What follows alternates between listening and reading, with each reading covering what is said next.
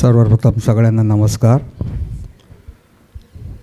रंगमंचावरील जे काही कलाकार आहेत जे आता इथे आपल्या परीने आपल्या ताकदीच्या परीने गायन सादर करतील त्यांनाही नमस्कार. आजचा दिवस एवढा सुंदर आहे की रोज आपण दिग्गजांनी व्यावसायिक गायन कलाकारांनी गाणी गायलेली ऐकतो, पण आज जरा त्याचा एक वेगळाच ढंग आहे. वयाचं बंधन नाही, सुराचं बंधन नाही, पण गायचं, स्वतः आनंद घ्यायचा, प्रेक्षकांना आनंद द्यायचा. कारण आम्ही कलाकार लोक कसं असतं की जे आपण प्रेक्षक आहात त्यांना आम्ही मायबाप म्हणतो, जनता जनार्दन म्हणतो. जनता जनार्दन बोलण्याचं कारण असं की आपण सर्व जनता आहात आणि त्या जनार्दनाचं स्वरूप आम्ही तुमच्यामध्ये बघतो. आणि आज आपण या इकडे आलात, खूप आनंद झाला. आणि हे सर्व जे गायक आहेत हे आपल्या परीने आमच्यासमोर तुमच्यासमोर गाणं सादर करतील. आपण त्यांना भरगच्च टाळ्यांची दाद देऊया. त्यांना असं कुठे वाटलं नाही पाहिजे की मी गायक नाही आहे. हो, मी गाऊ शकतो, मी सुद्धा गाणार.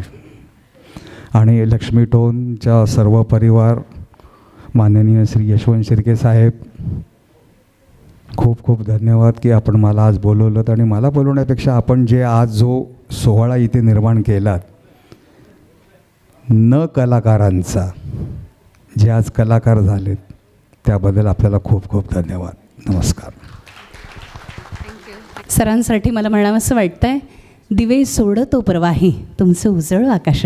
आपल्या सगळ्यांच्या वतीनं त्यांना शुभेच्छा व्यक्त करताना नेमकं बोलावं काय, शब्दांची वानवा जिथं जाणवत असते चव्हाण सर, त्यावेळेला मी असं म्हणेन, दिवे सोडतो प्रवाही तुमचं उजळ आकाश, तुमच्या जीवनात नांदो सदा प्रकाश प्रकाश. पुनश्च एक वार चव्हाण सरांसाठी टाळ्या. आणि यानंतर उत्तम भगत सर यांना विनंती आहे आपल्या मनोगतासाठी. नमस्कार. इथे काही भाषण करायला उभा नाही आहे. तुमचा गैरसमज होईल की गाणी ऐकायला बोलवलं आहे आणि ह्यांची भाषणंच सुरू आहेत, तर तसं काही नाही आहे. खरं तर हा कार्यक्रमही अनपेक्षित होता. फक्त एवढंच सांगेन की आरोही यांनी खूप छान नाव दिलेलं आहे. जे क्लासचे संचालक आहेत यशवंत शिर्के, ते आणि मी 5वीपासून एकत्र आलो तेव्हाची आरोही अजूनही टिकून आहे. 48 वर्ष झाली आमची मैत्री, अजूनही टिकून आहे. आणि जे नितीन सर आहेत, जे क्लासेस चालवतात म्हणजे मार्गदर्शन करतात, मीच त्यांना यशवंत शिर्केनं म्हटलं तुमच्या दुकानामध्ये जे आहे लक्ष्मी टोन म्युझिकल, तिकडे तुम्ही हे क्लासेस चालू करा. आणि हो ना करता बऱ्याच मीटिंग वगैरे होऊन ते क्लासेस सुरू झाले. पुन्हा करोना आला त्यामुळे ते बंद झाले, पुन्हा सुरू झाले. आणि आज अतिशय तिथे उभं राहून बघत होतो, जे वयोवृद्ध एक गायक गात होते, जी व्यक्ती गात होती गाणं, की खरंच गाणं सगळेच गातात, घरामध्ये, बाथरूममध्ये, सगळीकडे प्रत्येकाच्या अंगात गाणं आहेच.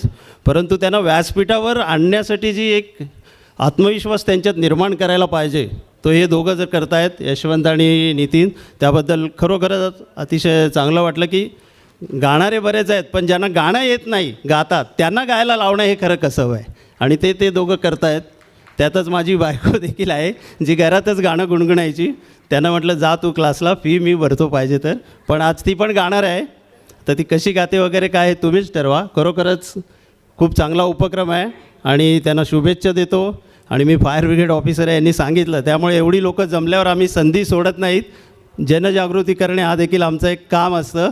आज इतने आप सब लोग इकट्ठा मिले है, तो बस इतना ही कहूँगा सेफ्टी के लिए की जेव्हा जेव्हा तुम्ही घराला टाळं लावून बाहेर जाल, तेव्हा टाळं फिरवताना, टाळ्याची चावी फिरवताना पागल बोला. तर तुम्ही बोलाल पागल म्हणजे काय, तर पा म्हणजे पाणी, ग म्हणजे गॅस आणि ल म्हणजे लाईट. या सुरक्षेच्या दृष्टीने महत्त्वाच्या असलेल्या 3 गोष्टी आपल्या लक्षात राहिल्या पाहिजेत. म्हणून ते नेहमी टाळं फिरवताना, चावी फिरवताना बोलायचं पागल.